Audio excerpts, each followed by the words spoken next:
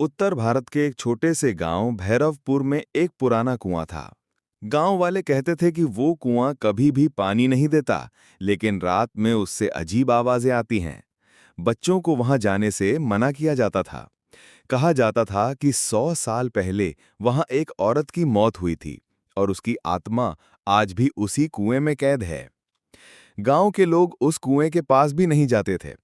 पर एक दिन शहर से कुछ कॉलेज के स्टूडेंट्स रिसर्च करने गांव आए। रवि, मीना, करण और जोया। शाम को ही उन्होंने गांव वालों से सुना, उस कुएं के पास मत जाना, रात को वहां औरत हंसती है। पर करण बोला, भूत भूत कुछ नहीं होता, ये सब दिमाग की बातें हैं। रात को चारों टॉर्च और कैमरा लेकर कुएं के पास पहुंच गए। वहां का माहौल बहुत ही अजीब था। हवा अचानक ठंडी हो गई, जैसे बर्फीली लहर हो। मीना ने कुएं में झांक कर देखा, नीचे अंधेरा ही अंधेरा था। तभी अचानक पानी में बुलबुले उठे और किसी औरत की धीमी हंसी सुनाई दी। अगले दिन सुबह रवि उठा तो उसके हाथ पर गहरे नाखून के निशान थे। उसने कहा, कल रात मैंने सपना देखा, कोई औरत मुझे कुएं में खींच रही थी। मीना और जोया डर गईं।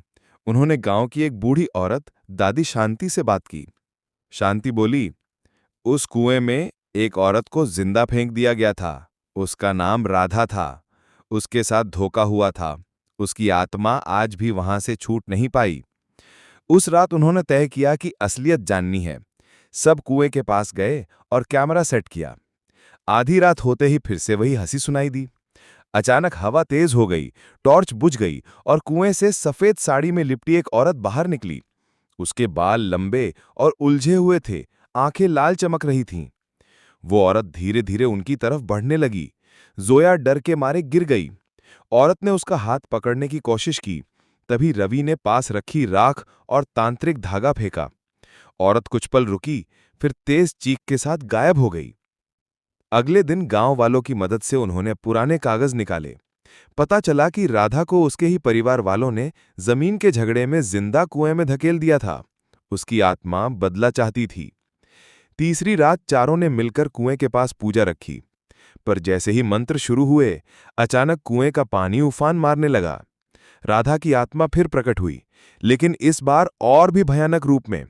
उसकी हंसी इतनी डरावनी थी कि सबके कान सुन्न हो गए। उसने करण को पकड़ लिया और कहा, तुम लोग मुझे मुक्ति नहीं, मौत दो, मुझे आजाद करो। रवि ने कांपते हुए मंत्र जारी रखे। मीना और जोया ने साथ दिया। कुछ देर बाद कुएं से आग जैसी रोशनी निकली और राधा की आत्मा चीखते हुए कुएं में समा गई। कुआं अचानक शांत हो गया। गांव में पहली बार सुबह उस कुएं से साफ पानी निकला।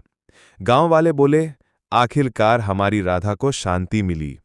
रवि और उसके दोस्तों ने कैमरे में सब रिकॉर्ड किया, लेकिन उन्होंने कसम खाई कि ये वीडियो कभी किसी को नहीं दिखाएंगे, क्योंकि कुछ रहस्य इंसानों से ज्यादा आत्माओं के होते हैं।